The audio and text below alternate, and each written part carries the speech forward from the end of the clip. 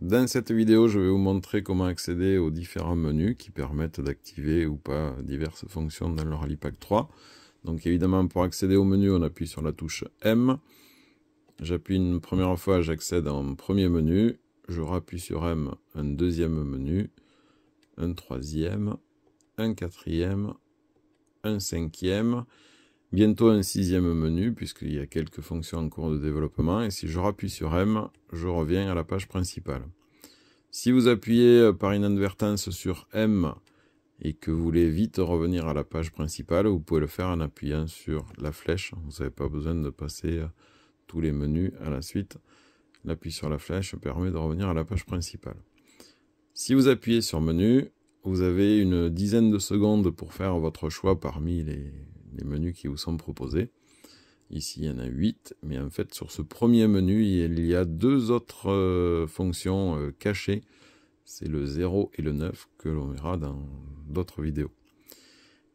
Donc là, sur ce premier menu, vous pouvez programmer, vous voyez, il est revenu tout seul à la page principale, donc je rappuie sur menu. Donc vous pouvez programmer les moyennes des spéciales, les distances des spéciales, l'heure de départ, choisir la spéciale sur laquelle vous voulez travailler. Sur certains rallyes, les spéciales ne démarrent pas à 0, il y a un décalage, donc on peut introduire une valeur de décalage ici. Pour ceux qui préfèrent programmer les moyennes et les distances par couple, c'est possible ici. Pour les rallyes en Belgique où on est sur des départs lancés, où il faut lancer le cadenceur sur une ligne sur laquelle on arrive en roulant, c'est la fonction 7. Il y a des rallyes qui nous font changer les moyennes lorsque l'on aperçoit des panneaux sur la route, donc c'est la fonction capture. Voilà pour ce premier menu. Deuxième menu, on peut régler les secondes de l'appareil de façon très précise ici. Pour ceux qui ont plusieurs plots sur la roue, on peut faire des divisions de sonde parce que pour les étalonnages, on est limité à 9999 impulsions de sonde et que si on a 5 plots sur la roue, ça va saturer trop rapidement le compteur. Et donc, on a une fonction qui permet de diviser le nombre d'impulsions. À l'intérieur du Rallypack, vous avez un buzzer et vous avez une LED ici qui est associée à ce buzzer. On peut l'activer ou la désactiver. En numéro 4, on peut choisir le réglage de l'heure officielle du Rallypack. En cinquième choix, vous pouvez faire l'étalonnage du Rallypack, sachant qu'il y a 3 étalonnages mémorisables. Fonction 6, on peut effacer toutes les moyennes et distances qui sont programmées, lorsqu'on fait un nouveau rallye par exemple. Lorsque l'on n'est pas content de l'étalonnage que l'on a fait parce que dans la journée, l'étalonnage peut être amené à être modifié en fonction de la température des pneus, on peut aller modifier l'étalonnage en cours de spécial.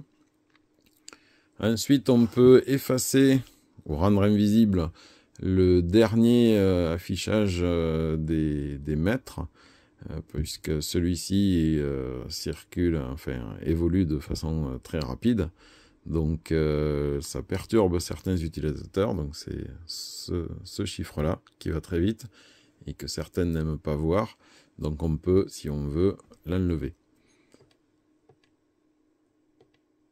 Ensuite, le mode multimoyenne, donc qui est assez peu utilisé, mais encore un tout petit peu par certains organisateurs. En fait, on ne rentre pas des couples de moyenne et de temps, mais on rentre des distances et des temps. Le mode récup route, ça c'est lorsque une spéciale était prévue à un certain endroit, le départ à un certain endroit, et puis finalement il se fait sur une autre route. Si on veut pouvoir utiliser les recalages internes, on va utiliser cette fonction. Bon, c'est assez peu courant, mais ça peut exister. Pour les organisateurs qui font de la régule sur circuit, avec par exemple un temps de référence au premier tour, et puis ce tour qui est à reproduire 3 fois, il y a un mode circuit. Lorsque l'on veut que les numéros de spécial augmentent de façon automatique, on vient dans cette fonction valider l'incrémentation automatique des numéros de ZR. Pour les recalages, on peut choisir de ne pas avoir à taper le premier zéro, puisque la plupart des spéciales font moins de 5 km. Donc si on veut, on peut enlever le premier zéro, ça fait gagner du temps. Lorsque l'on change de pneu en cours de rallye, pas de spécial, mais de rallye, comme un rallye Monte-Carlo ou neige et glace où on a plusieurs trains de pneus, eh bien on peut choisir l'étalonnage que l'on veut en fonction des pneus que l'on vient de monter. Les touches plus 2 et moins 2 qui sont ici permettent d'ajouter ou d'enlever 2 mètres à la volée. On peut les régler si on veut de plus 1 mètre à plus 10 mètres. Par expérience, le 2 mètres va très bien. À l'intérieur du Rally Pack, vous avez un buzzer et donc une LED qui sont associés. Et lorsque l'on tape une distance de recalage, on peut être alerté. La distance est configurable entre 80 mètres et 250 mètres. On peut être alerté par un bip pour nous prévenir que l'on va arriver au carrefour. Ce menu-là concerne le recalage de VHRS. Ici, on active le recalage automatique. Enfin, il est semi-automatique, puisqu'en fait, c'est nous qui allons valider les points grâce au bouton de validation. Mais tous les points de recalage vont être mémorisés à l'intérieur de l'appareil. On va pouvoir les programmer, les visualiser ici, dans le menu 2. Voilà. Lorsqu'on fait les reconnaissances d'un rallye, on peut rentrer les points, les mémoriser en live. Et lorsqu'on recommence un rallye, évidemment, on peut tout effacer toute la mémoire. Et le dernier menu, la première sélection, c'est pour multiplier par un coefficient toutes les valeurs. C'est une valeur que j'avais prévue pour le Rallye Monte-Carlo 2024, mais que j'ai pas eu besoin d'utiliser. En VHRS, lorsqu'on fait, on saisit une spéciale, on peut la dupliquer pour ne pas avoir tout à retaper. Donc c'est juste une copie.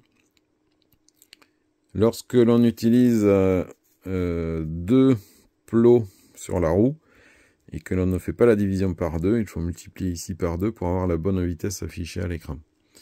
Et lorsqu'on fait les reconnaissances d'un rallye, si on a fait une ZR dont on n'est pas très content, que l'on veut supprimer, on la supprime grâce à la dernière ligne de ce menu. Donc voilà pour toutes les fonctions auxquelles on peut accéder dans le Rally Pack, avec 2 ou 3 fonctions qui vont arriver dans les prochaines semaines.